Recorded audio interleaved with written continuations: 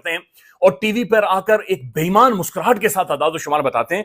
World bank ये कह रहा है कि पाकिस्तान में गुर्बत की शरह में खतरनाक इजाफा, 44.7% आबादी गुर्बत की लकीर से नीचे है। जमात इस्लामी ने 1,20,000 रुपए तक की माहाना तनख्वाह पर इनकम टैक्स छूट देने का मुतालबा कर दिया है कि अगर इनको कोई चीज शिकस्त ना दे सकी तो मीशत इनको शिकस्त दे देगी। अब वर्ल्ड बैंक की एक ताजा रिपोर्ट आई है, ये 2024 का है, अभी 25 का नहीं आई रिपोर्ट, ठीक है, ये 24 तक के आदादो शुमार हैं। 44 यानी 44%, 25 करोड़ आबादी का ये हाफ ऑलमोस्ट 50% बन रहा है। यानी कि आप कह सकते हैं कि 12.5 करोड़ लोग गुर्बत की लकीर से नीचे हैं। इसकी वजह से मुल्क नहीं चल रहा। आप 2023 के बाद देखें, ये जो रेड लाइन ऊपर जा रही है, ये गरीब लोगों में इजाफा है।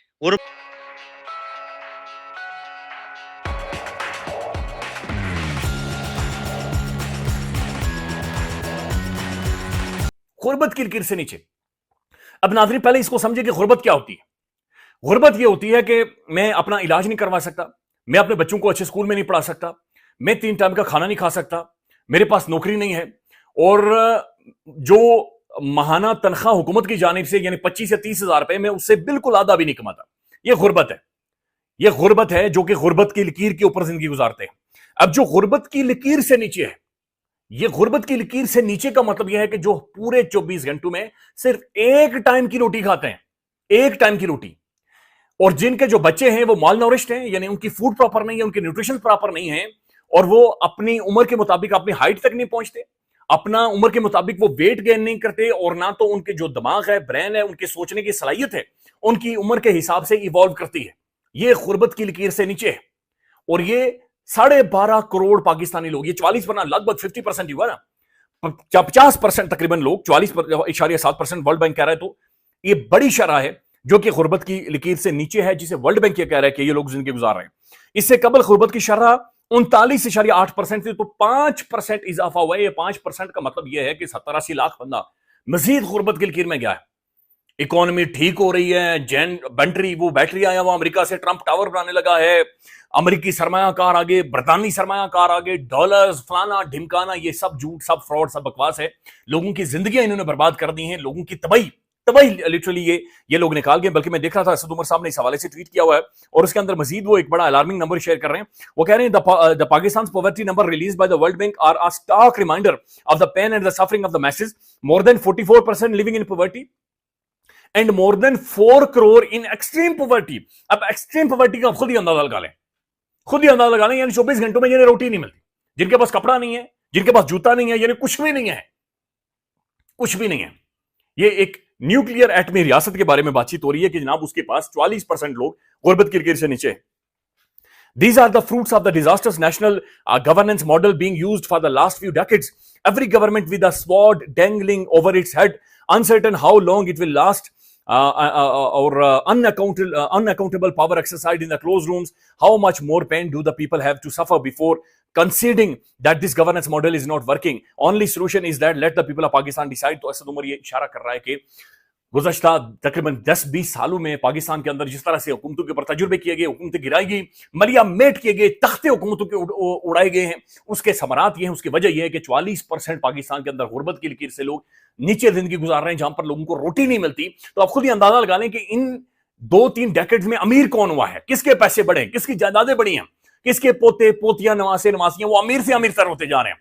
यानी अभी भी मियां नवाज शरीफ साहब का चेहरा देखें, वो 80-82 साल के, उनके ये लाली ही नहीं खत्म होती गालों से, और हमारी जवानी का पता ही नहीं चलता, हमारी जवानी बुढ़ापे में कन्वर्ट हो जाती है। तो ये अजीबो गरीब किस्म का, यानी मार मार कर पाकिस्तान के अवाम को लेला बनाया हुआ है, बिल्कुल लेला, उनकी सांसें रोकी हुई हैं। तो ये नंबर आए हैं नादरीन आपके सामने है, और जाहिर है अब इसके ऊपर चीखें चिल्लाएं या क्या करेंगे आप। अब ये जो वज़ीर आला पंजाब मरियम नवाज के मामले खुसूसी, और ये मामले खुसूसी बाकायदा से ये फूड के हवाले से हैं, ये इन्होंने शुगर लगाया हुआ है कि चावलों की इकसाम बासमती चावल, कच्चा चावल, पक्का चावल, फलाना चावल, एक ढिमकान और एक ड्रामा है जो कि इन्होंने शुरू किया हुआ है। पाकिस्तान में 44.7% लोग गुर्बत की लकीर से नीचे चले गए हैं। मैं आपको एक ग्राफ दिखाता हूं जो वर्ल्ड बैंक की रिपोर्ट का ही है। गुर्बत में इजाफा है, यानी पहले नीचे जा रही थी, गरीब लोग कम हो रहे थे पाकिस्तान में। एकदम देखें रेड लाइन 2023 के बाद स्पाइक कैसी आती है। 9 मई 2023 में किया, ठीक है। जिले शाह को 2023 में मारा। हर पाकिस्तानी की चादर चार दीवारी को बेतौकीर कर दिया गया। कोई महफूज नहीं है, माएं बहनें बेटियां महफूज नहीं है। लेकिन इन 2 सालों में जो कहते हैं कि हमने रियासत बचाई है, उन्होंने असल में आपकी गुर्बत में इजाफा किया। गुर्बत 37% पर थी 2022-23 के दरमियान, यानी इमरान खान गए और जब इन्होंने तबाही मचाना शुरू की तो उसके असरात आने तक ये तकरीबन 37% थी गुर्बत पाकिस्तान में।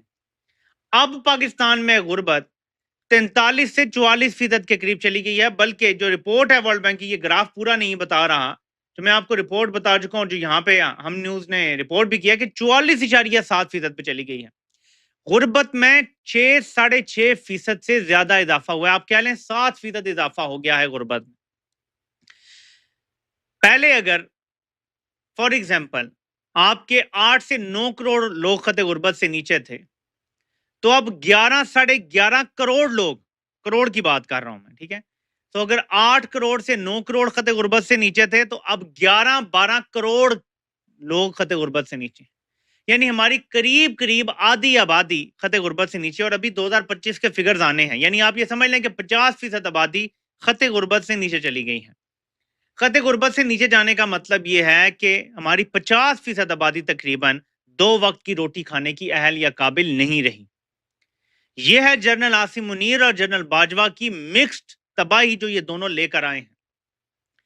इनके लिए अपनी जात से आगे जर्नैलों से कुछ नहीं होता। यकीन माने कि इनकी तौसीब पाकिस्तान के अवाम की हड्डियों, हमारे खून, हमारे कचूमर के ऊपर भी इनकी तौसीब खड़ी होती। तौसीब इंपॉर्टेंट है, मुल्क इंपॉर्टेंट नहीं है इन जर्नैलों के लिए। इसीलिए मैं आपको मुसलसल इस चीज से आगाह करता रहता हूं।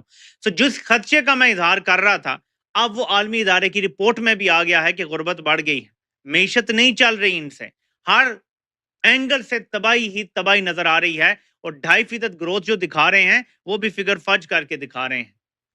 हमारी तमाम जो ज़राअत है वो तबाह हो चुकी है। लार्ज स्केल मैन्युफैक्चरिंग तबाह हो चुकी है। मुझे बताएं ग्रोथ कहां हो रही है? एक्सपोर्ट्स तबाह, लार्ज स्केल मैन्युफैक्चरिंग तबाह, ज़राअत तबाह। ये 3 चीजें तबाह हो जाए तो ग्रोथ कैसे होती है? पाकिस्तान जैसे गरीब मुल्क में तो और कुछ है ही नहीं। ना हम तेल बेचते हैं किसी मुल्क को, ना गैस बेचते हैं, ना हमारे सोने और तांबे के जखायर भी बिकना शुरू हुए हैं। हमारी कैसे ग्रोथ हो गई है? 2.5% भी नहीं है, ये माइनस में जा रही है 3 साल मुसलसल।